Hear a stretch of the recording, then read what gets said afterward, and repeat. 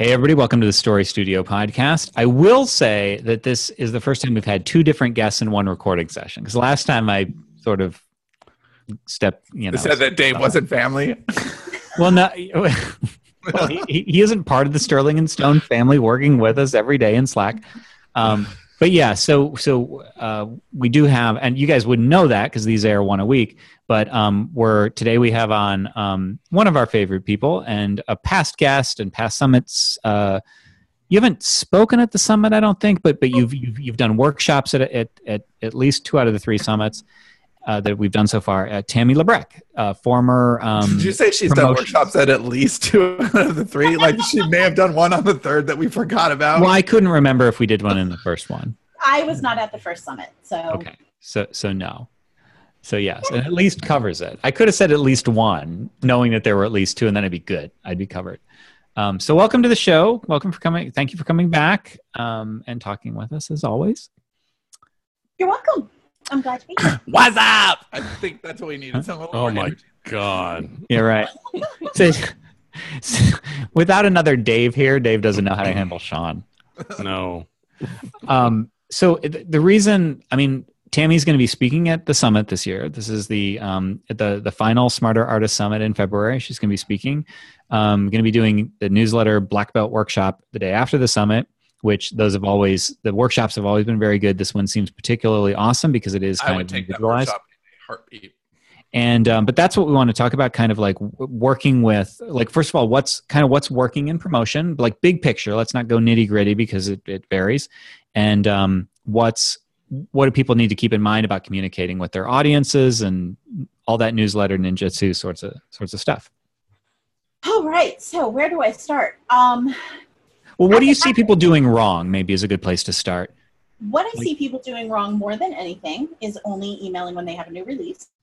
So we'll get to that in just a second. That's the thing I see them doing most. But apart from that, the most egregious thing I see people doing is they are still in 2018 saying, I don't really have to worry about having a mailing list. They just follow me on Amazon. I have a big Facebook group. Like, I'm still hearing this. How many authors are saying that now in 2018? Because goodness gracious, I'd be surprised if I didn't talk to at least one every day.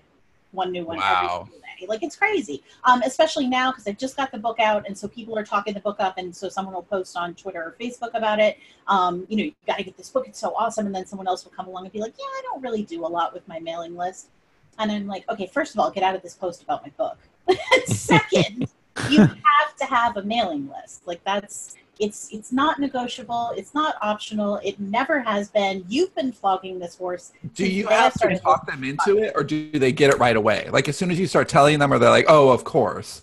Usually, often I don't bother. That's the God's honest. Like, I only have 10 spots in my class every month, or it's not even every month. I only get 10 spots, so I don't have to talk people into it.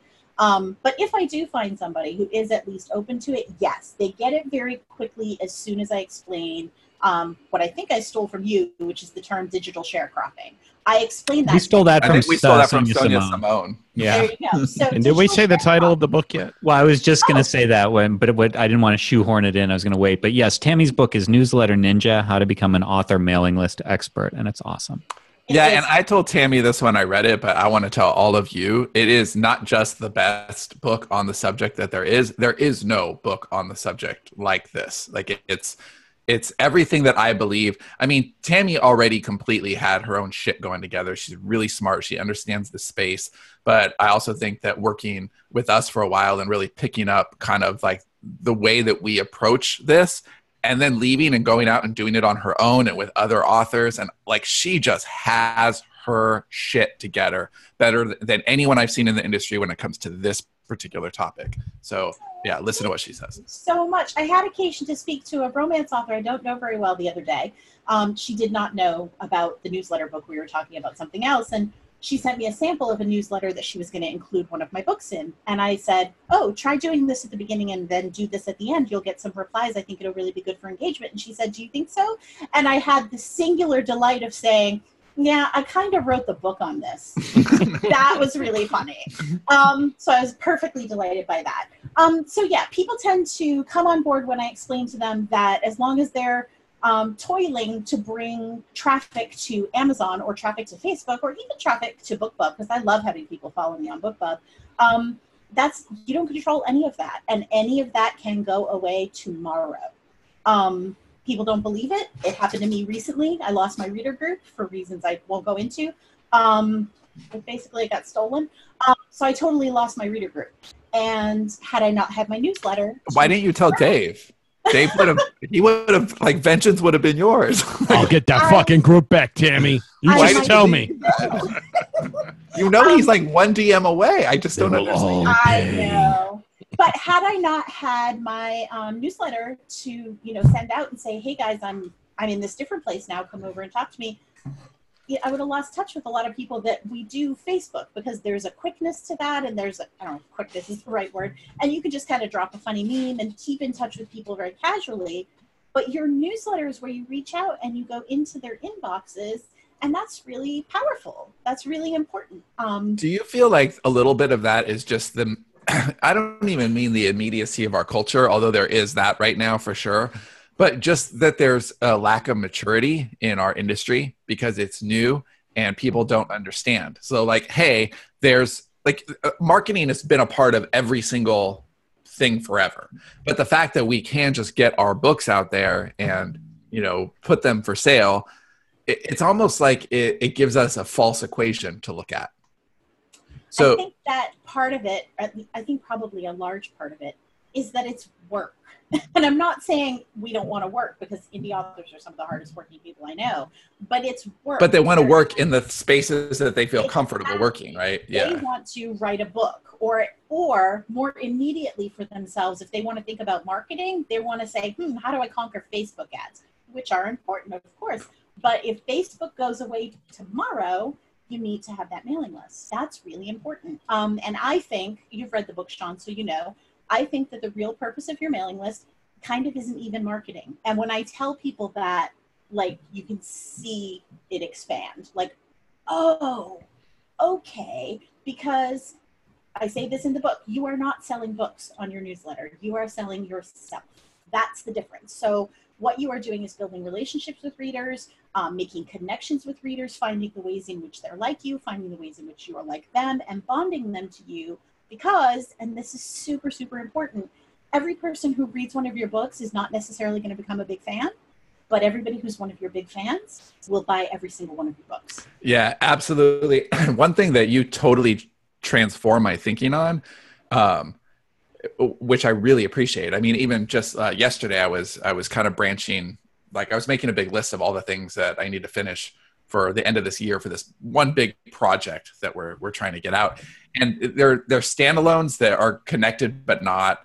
And the idea that you have introduced that I really love is, hey, I think we brought the idea of the cookie into the industry, but it's always about, that's how you do a funnel starter. That's how you get people onto your list. That's that.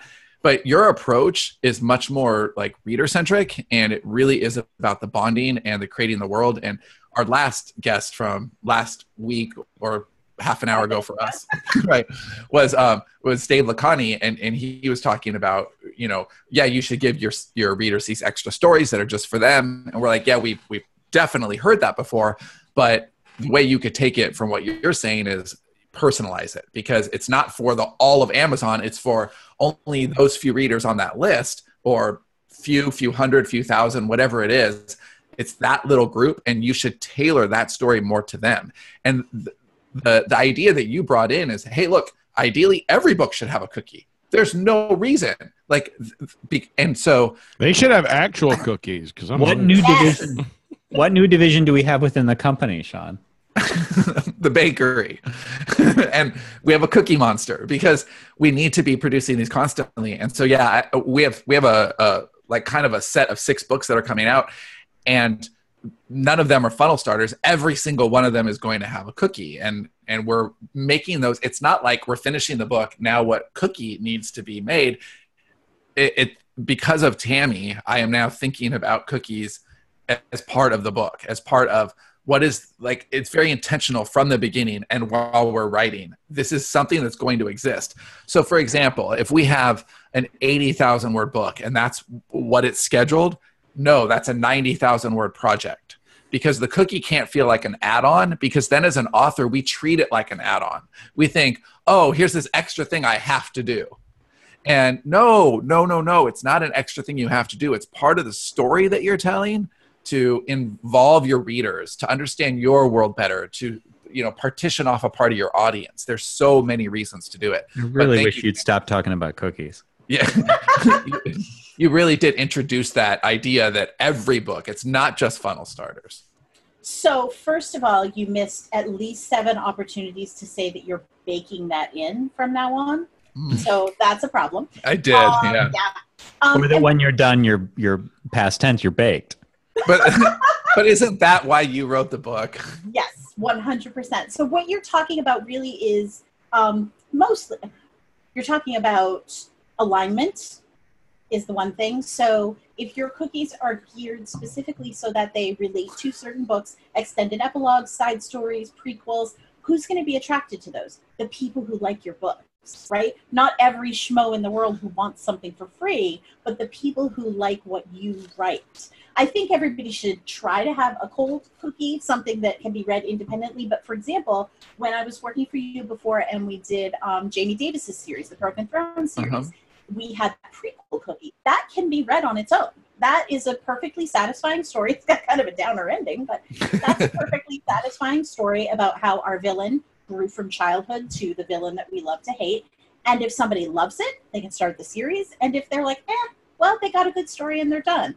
If you can do a cold cookie like that, that's super helpful. But the ones that will really make people go, I got to join this list, is when you finish a romance and you say, if you want to read about the honeymoon, here's an extended epilogue, go join my list. Or the side story. You guys did a side story with Dead City. My daughter's just finishing up an urban fantasy, and she's got a super cool side story. So that when people get to the end and you say, do you want to find out what happened during that, little gap there? People go, yes, of course I do. How about we just not give them the ending and say, if you want the ending, sign up for it? Well, I have heard that advocated. I don't necessarily think. Yeah, I'm not into that strategy. But I do like. I actually don't remember what I was going to say. Well, I have a question then. So, let's pretend that I'm a cynic here, and I'm like, well, the people's email inboxes are too crowded. How are you possibly going to stand out? They're at Facebook, they're at wherever. So how do you stand out? You could at least mimic my voice when you're doing this. How do you stand out? If I put all the cookies, then all the bears are going to come. So. Oh, I forgot about the cookies and the bears. That's old school. That's OG. So here's what I would say. What I would say is email converts better. Just Google it. I don't even have to go into that. Email converts better. That's an empirical fact. We can debate about why. I think maybe it's because people aren't distracted, for starters, because on Facebook, they don't want to stop and read about your book. They want to look at cat pictures or, articles about Trump or whatever. So they're not distracted as much in email. It feels a little bit more. Or the cat on Trump's head. Or that. It feels a little more personal because it came Tabby. to their inbox. So that kind of, matters. I honestly don't know all of the reasons, but it just is an empirical fact. Email converts better. So did I get busted up there because my thing froze? No, it's fine. How do you break through the clutter, Tammy? If you have so much, because people do have crowded inboxes, and I know that I sometimes get in modes where I'm like, my inbox is too crowded. Let me just get through this shit. So how do you stand out? Here's how you stand out. You stand out by, number one, being completely yourself. Because like I said, that's what you're selling, is you. You're not selling books. That's a happy side effect. You're selling yourself. So every email that you send should deliver some kind of value for people and should be something that they look forward to opening. So if you write romance, you should go have a look at, I'm really sorry, Pippa, you should have a look at Pippa Grant's email list. Pippa's amazing, funny, sassy, personable, sometimes a little TMI, sometimes a little bit naughty, super, super fun, so that the people who like her books will like this newsletter. That's the sort of thing that they like to read. So she is her, I was going to say author persona, but she's actually just like that. So, or if you're my friend Wayne Stinnett, Wayne has this very matter-of-fact every 2 weeks email that has a sidebar that says what book he's reading, and then over here it talks about his boats and when the next book is coming, and his readers are interested in those particular things. Well, it's consistency too. They always know, like, that's what it's going to look like. Yeah, it does. Is, there's going to be something fun. There's going to be an advice column from a character. There's going to be, I don't know, pictures of hot dudes, whatever it is that you do. I write romance, you can see. No, Dave's emails have pictures of hot dudes. I'm like, dude, you got to stop it. Just stop it. Well, the ladies request more pictures of me. So what can I do? Well, nothing. Yeah, I like Furry Bear newsletters. Being yourself, being something that they cannot get anywhere else, delivering value, which means dropping a cool bargain on them. I saw a Nora Roberts book 2 weeks ago in the book club, no less. And just not that you needed it, you already had it. But I was sending. I actually didn't have that one, which is part of what I talked about in the email. So I was sending an email that day anyway, so I included a little thing where I was like, "You guys, somehow I never even saw this, so I guess you know what I'll be reading when I close this email." And then there's a bond there. They like Nora, I assume. I like Nora, and they're going to be thinking, "Oh, I'll pick that up. It was super cheap." If you send them snippets of what you're working on, if they are big fans of you, which is what we're cultivating, they will be excited to see little sneak peeks about what it is you're doing. You know that not only you're not looking for the things that you like. I think that's a mistake because we've given that advice before. Hey, it's just be yourself. Talk about the things you like. Talk about the TV shows you're watching. So you just gave the example of, Nora Roberts. But to put a finer point on that, it's the things that interest you that you already have in common with the reader. So for us, if Dave wanted to send an email talking about Castle Rock on Hulu, which he couldn't because I don't think he has Hulu, but like that'd actually be the perfect thing to talk about. Hey, if you're a fan of CI, you probably dig that. I haven't seen Castle Rock either, but I know that a CI fan probably would also like Stephen King and that kind of world building and that kind of language. So it's a good fit. So it's not that we like Castle Rock or Dave likes Castle Rock. It's that he likes that and our readers probably do. He's also really into Fallout right now, but if you talked about Fallout and it wasn't somehow relevant to the story, like he could make it relevant, but he'd have to make it relevant. He doesn't have to try hard to make Castle Rock relevant. Is that correct? That's exactly what I'm saying. So like I've been playing Chrono Trigger as we discussed. My romance readers don't want to hear about Chrono Trigger. No, they don't. I guarantee you they don't. But they were the cool ones will. That's right. I am currently finishing up a superhero romance. Hi, Julie Huss. Totally stole that idea from you. I am finishing up a superhero romance, and so my list heard when I started watching the Marvel Universe from the beginning. They heard about it when I got back from Infinity War with the headache and the tears. And the email Wait, you weren't laughing at the end of Infinity War? No, I did not laugh, Dave. I'm a little different. So the email that I have sent in the entire time that I have been doing this for 4 years now, that got the most replies is one I sent a few months ago. They're all prepped. They know this superhero thing's coming, and they are all on board. And I sent them an email, and the title of the email with the U obfuscated with an asterisk was, "Which one of the Avengers do you want to fuck?" And that email, the Hulk, really doubt. So many replies, right? Because of course it did. That's a great headline. Those two things. So I want Thor's hammer. I would like to. Was it Thor? Because Thor that's my answer. 92% of the vote would be my guess. Yeah, that feels about right. Nobody's asking for Ant-Man. Although nobody. No. But I'd like to go to a movie with Ant-Man. He seems like the best time. One person did say He-Man, so that was really interesting, and we had a little conversation.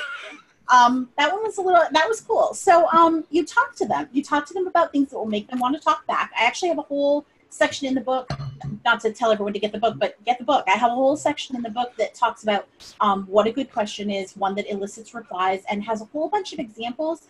One of the things that people worry about a lot is that getting to know your readers in this way and having to have conversations will mean that you have to tell them a bunch of personal stuff. And some of my people do that. I've got readers, I've got students who send their readers pictures of their babies. They don't even care. They're totally like, hey, I had a baby. Or dead babies. Nobody says that. I knew you were going there.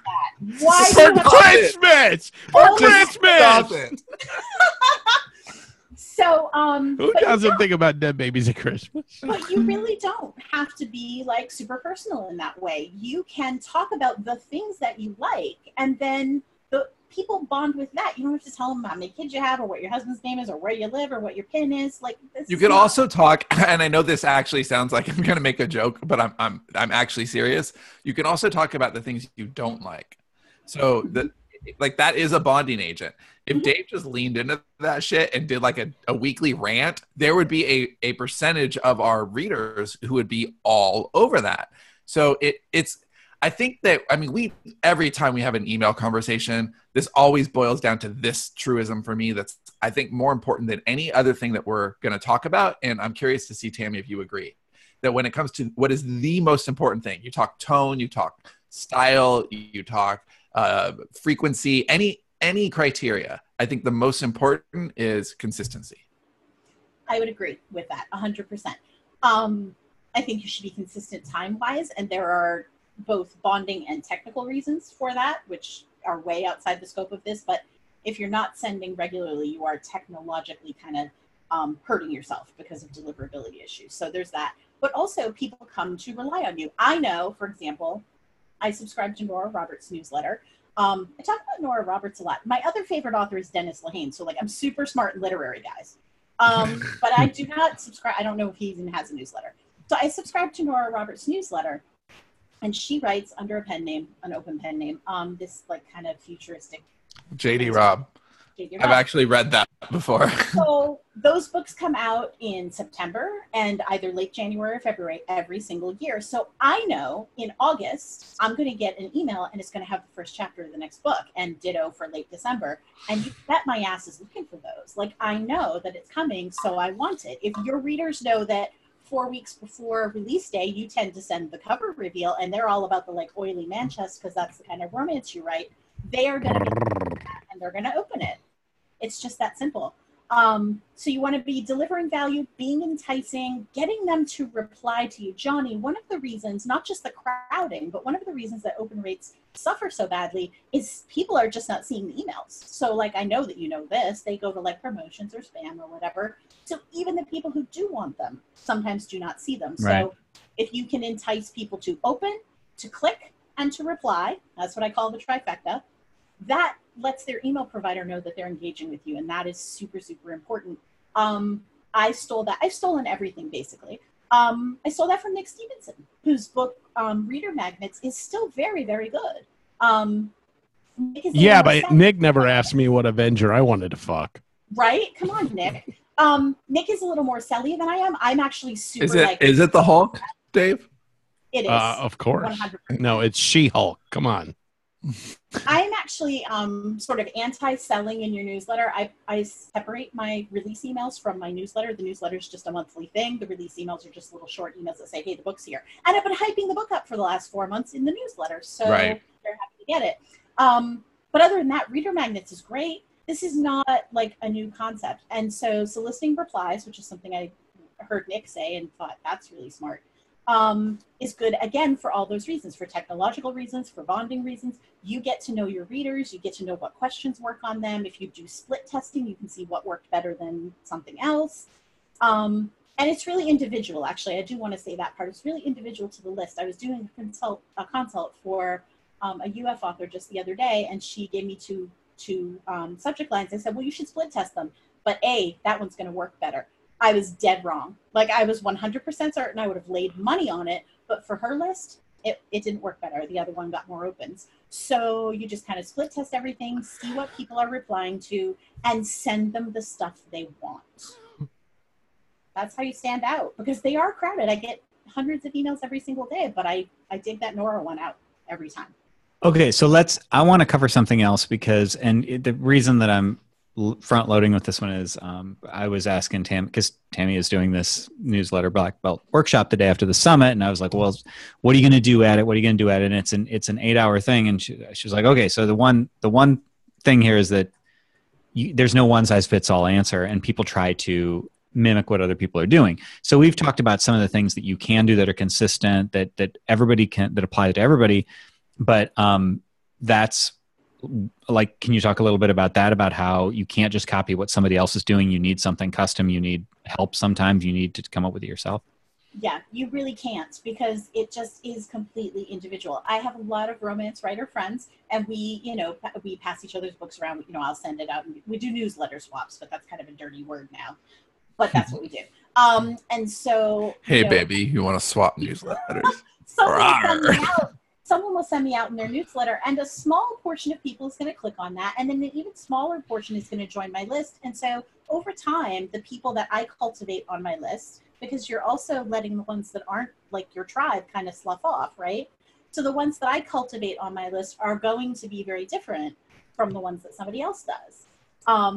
So everything about your list will be different. Your tone may be different. Your format may be different. Like Wayne's got that sidebar where he talks about what he's reading. I don't do it that way. I generally do a recommendation towards the end of the email. This is what I'm working on this weekend. And I don't like sidebars because I can't figure them out. And plus they don't display right on phones. So I do it differently. We're both doing the same thing. Oh, you should definitely recommend books you like. But we do it in a way that works better with the particular newsletter that we're sending. Actually, a really good example would be his is always like, I'm reading this book right now. It's really good. And mine is all like, oh my God, you guys, Nadia Lee has a new book out today. And you know how I feel about her billionaires, and like da-da-da-da-da-da. Because it's a really different tone. We have different lists. Even if we take the general principles, we're going to implement them a little bit differently. Can you talk a little bit about segmenting? So when I say a little bit, I do mean a little bit, because segmenting is a big topic and you can go really, really down rabbit holes. But that's something else you gave me that for the workshop. So what do people need to know about segmenting?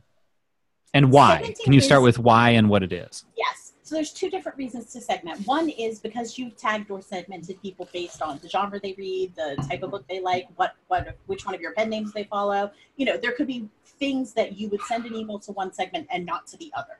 That's kind of what most people think of as segmenting. When I had all my books jumbled up under one pen name, no matter what they were, I had people tagged who liked paranormal. How many authors do that? I know. Well, I know you don't have line of sight to anything like that, but I think we didn't understand. I mean, we collectively as an industry, but certainly including us, didn't understand the way algorithms worked 5-6 years ago when we started. So all of our stuff was all jumbled, and we're still trying to unjumble that. But are you seeing authors now are a little more savvy when they start, so they're not making that mistake to begin with, and a lot of it is old? Or do you see new authors are still having they still have that year or two where they're figuring shit out? And before you answer that, Tammy, let me put a finer point on it, which is that specifically Platt and Truant, we were all over the place. We were like comedy and sci-fi, but a lot of people might write romance, but they write dark stuff, they write light stuff, they write thrillers with a cat in them or without. I mean, I'm making that up. But like there are subgenre distinctions that merit segmenting too. Yes, because, and this is actually really important, and most authors don't know it. And sometimes I get a little pushback when I tell them, but it is true. And I think that we don't know it because we come to this industry first as readers. Almost none of the authors I know are not readers, right? And so most of the authors I know read widely across a bunch of genres. I read everything.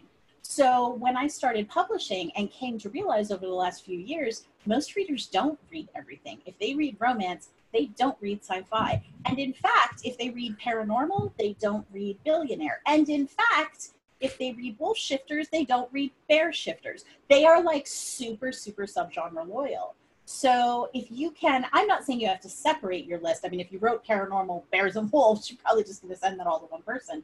But if I wrote dark romance and then I wrote, something that was a little more chick lit or something, I would segment my list out and I would send to the people that tend to read the dark romance when I had a dark romance out. And then a few weeks later, I'd send it to the whole list. There are going to be people who might like to jump genres because they like me. But in that first few weeks, you want to kind of protect those connections that Amazon's making behind the scenes. So segmenting in terms of tagging people about like interests or genres or whatever is a really smart way to let Amazon make the connections they need to make so that they know who to show your book to. That's really important. The other kind of segmenting is segmenting at launch, which is way too big a topic for this, but essentially, if you spread your launch emails out over several days, you will not reach the same kind of peak as if you release just one release email and everybody rushes to buy it. You will go much, much higher that way. But Amazon tends to squash spikes. So if you actually segment out your list and send, 500 over 5 days instead of 2,500 at once, I hope I did that math right, you may not go as high, but you do tend to be more sticky. You'll stay at a somewhat higher rank because Amazon sees that you have this predictable pattern and kind of just makes everything a self-fulfilling prophecy, which is great until it's not. So that's another thing that segmenting can mean. And that's actually something I definitely want to talk to people when I do the workshop after the summit. We'll talk about it a little bit in my presentation because I'm doing the actual summit as well. But then in the workshop, we're going to talk a lot about exactly how to parse out your list so that you can pick people and have them do the things you need to do. I have a pretty big list for my romance pen name, but within that list, I have a group of just under 1,000 people, like 950 people.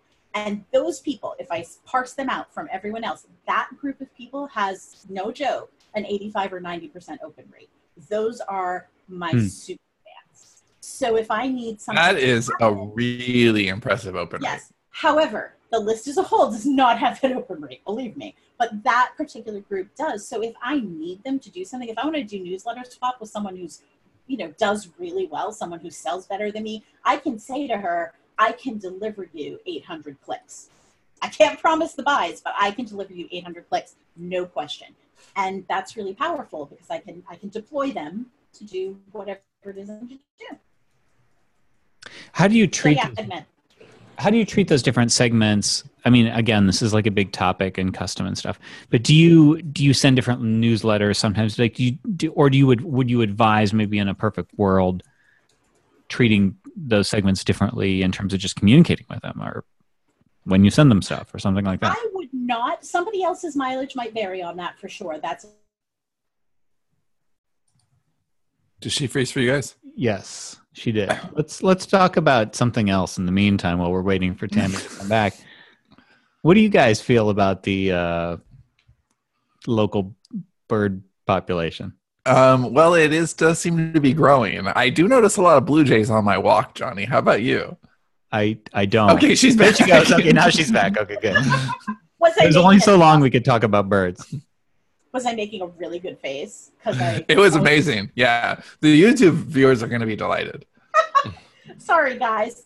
I turned off all of my things, like all my backups and stuff. Dave reminded me to turn them back on. Dave's never been stymied by turning something off to make bandwidth available for this show. I can't remember what we were talking about before I went away. And what Avenger you'd like to have sex with? No, that was older. That was an older topic. However, the answer is Iron Man, in case you were curious. Oh, that's a good choice. Yeah, so now you know. I actually would take him over Thor because the conversation would be wittier. Way better. Like, what are you going to talk to Thor about? I totally forgot about Iron Man. I was thinking pure hunk, but I need to be intellectually stimulated, so it would be Tony Stark. I did though. That was the biggest answer to go. There's so much conversation about this email, and that's really fun. I mean, I had asked Tammi. I had asked about what do you treat them differently. I don't know if you were full on that answer. So, some people will have a different answer. I myself don't tend to treat people differently other than deciding when they will see a certain email, because I am, again, cultivating a certain kind of person on my list. I talk a lot in the book, and we'll definitely talk at the summit about subscriber avatars, which is a little bit like a reader avatar, but a little bit more specific.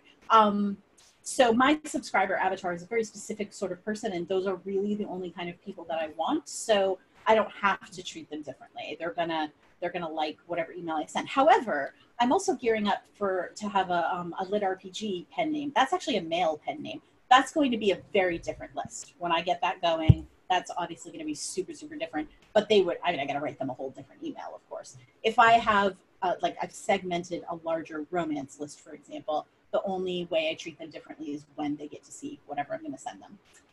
And then I'll send a follow-up, and I might tweak it a little bit. If I wrote billionaire and paranormal, I might send all my billionaire people the billionaire release. Are there any billionaire paranormals right now? Yes, tons. Okay. But then I might send the paranormal like 3 weeks later and be like, hey, you guys, you usually read I'll send it to the paranormal people and say, hey, I know that you usually read the Shifter stuff, but just so you know, I've also got this new, 50 Shades ripoff.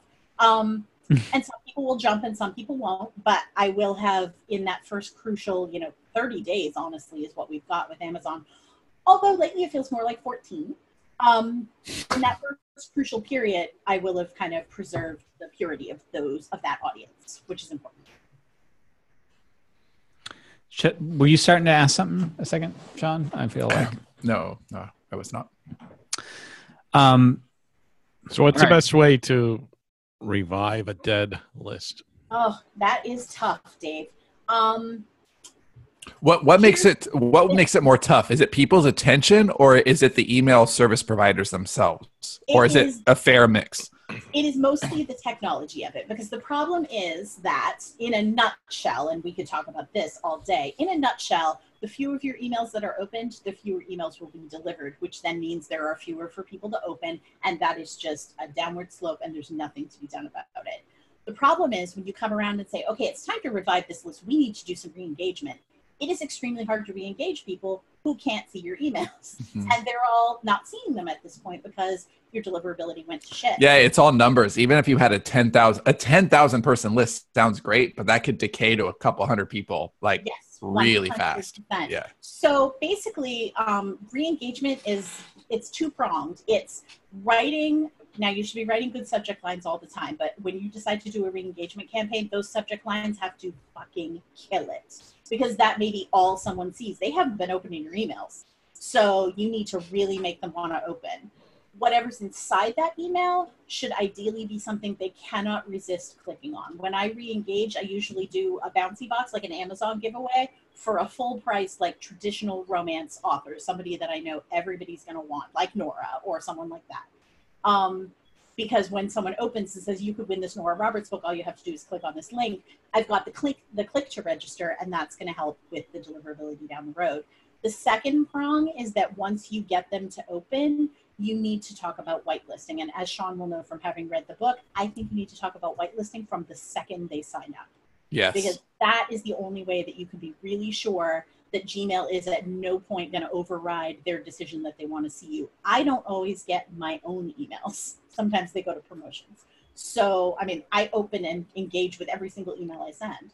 So it seems to vary, probably based on what other people are doing. So if you've got someone to, add you to contacts or whatever the thing is they have to do to whitelist, then you don't have to worry about that going forward, which is really important. Now, whitelisting is preserving the racial purity of your list, right? Exactly. You want to be sure that your entire list will go to Charlottesville with Tiki Torch. Right. Okay. So at least if he doesn't say Hitler, he expounds upon his philosophy. So when we told Dave no more Hitler mentions, you've now mentioned him twice. And then he came back at you and said, that's fine, no problem. So the next CI book is called Blood and Soil, right? That was what he said, right? Wow. Freaking Dave. What am I going to do with you? Okay, so that's what re-engagement is. You have to get them to open. You have to get them to click. Ideally, you could get them to reply, and you really want to say, did you have to fish this out of spam? Did you have to get this out of promotions? Here's how you can make sure that doesn't happen. It's really slow, and by the time you go, I really need to re-engage this list, you're going to lose a big chunk of them. There's just no getting around it. However, that said, so what? They're not opening your emails. What does it matter if you lose them? They're only hurting you by sticking around and telling Gmail, about 3% of the people who get this email open it, so let's not even bother showing it anymore.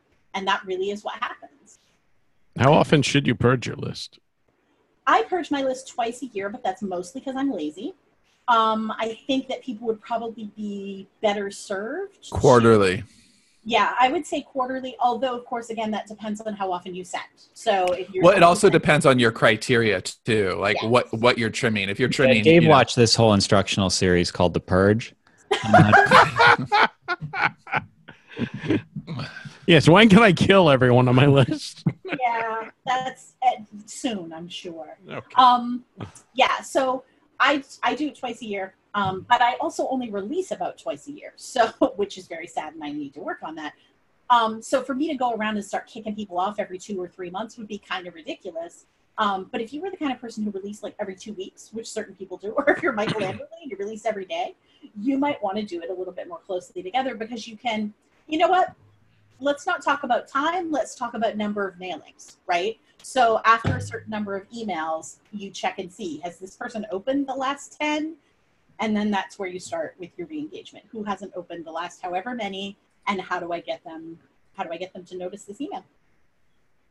And then you have to be super ruthless. It's really hard, okay? Like I did the GDPR thing and I lost, 4,000 people. I just couldn't catch them. I just could not get them to open an email. And because I had done I had some questions about the provenance of some of my names.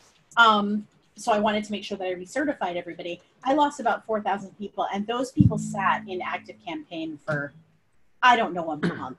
While I went, oh man, maybe there's one other thing I can do. What if I, you don't want to let them go because you worked so hard to get them, but they are nothing but dead weight, man. They're ballast, throw them overboard. Well, there's a lot to this, and I don't want to step on what you're going to talk about at the summit, which is going to be more detailed. And for the workshop, it's going to be very one-on-one and specific and hand-holding and stuff. Yes, so, I am super excited about the workshop. Can I just say, to anybody who's thinking about it, it is going to be super cool. It's going to be really hands-on. We're going to write autoresponders. We're going to create subscriber avatars. We're going to brainstorm topics like roundtable style. It's going to be super fun. So if you're... She froze during the sales pitch. Right. I think Dave probably had something to do with that. Dave was like getting too selly there. She's just leaving us hanging. Yeah, I don't. No. I think this is Dave Lacani taught her about open loops. There it is. Now she's back. Okay, so it's super, super fun. We're going to do a ton of really cool stuff. It's very, very hands-on, very one-on-one, but we'll also do a lot of roundtable things. And so if you're wavering on it, it is going to be so great. So is there any genre that you think would specifically could it be any genre would be helped by this, or 100% any genre? Because I don't think that there's I was going to say, what if I wrote a little book called Abraham Lincoln Fuck Lord of the Moon? Could you help me build a list for that? I have a list of readers who are Luddites who churn their own butter and don't have any technology. Yeah, that's not going to be effective. And your Abraham Lincoln one might be a little small. But I'd rather that's not what he said. I'd rather have a small, really engaged. Abraham Lincoln disagrees. This is where I insult poor David Gaughran, because he wrote a blog post a couple years ago that said the person with the biggest email list wins. No, they don't. No, they really don't. The person with the most engaged email list wins. Andre Chaperone would disagree. Yeah, with David. I agree. David may have changed on that, by the way. Yeah, Dave has changed. Dave took my course, and everything changed. So you fixed him. I fixed him. I did fix him. So, yeah, things are really different now. But it is about being engaged. If you follow, like, Paul Jarvis is someone who talks a lot about email. You should check out his podcast. If you follow Larissa Reynolds, I'm pretty sure it's Larissa Reynolds. She talks about newsletters. She's super, super smart. And everybody that I really respect and talk to in this space says the same thing. I would rather have 2,000 people with an 80% open rate than 20,000 people who don't care if they get it. So if Tammy's pitch for the summit made you, or for the workshop, the newsletter Black Belt workshop made you want to get it, I don't actually have a direct link, but after you get your ticket to the summit, then it's in one of the follow-up emails, and it's a suggested, if you like this, you might like that in the cart. So that's all smarterartistsummit.com. This is the last Smarter Artist Summit, which is a little sad, but yeah. So anyway, so we'll see Tammi at the final summit in February, and thanks for being on the show. And Tammy's book again is Newsletter Ninja: How to Become an Author Mailing List Expert, and we highly recommend it. Do you tell people how to play Fortnite like the other ninja? I do not. Do you tell them how to play Chrono Trigger? I tell them how to play Chrono Trigger. And Final Fantasy 3/6, which has a ninja. So no, it was 3/7. No, it was 3/6. 7 was for the PlayStation, Sean. I'm taking away your Nintendo. Oh, no, you're right. I stand totally corrected. You're absolutely right. That's right. Because they had Cloud Strife with his big-ass sword. That's right. Wow, we are segmenting our audience. Yeah, we are. Yes, we're trimming our tribe. All right. Well, thanks so much, Tammi, for being on, and I'm sure we'll talk to you soon. Thanks for having me. Adios, Tammi. Thanks for being awesome. Bye-bye. Bye, guys. Bye.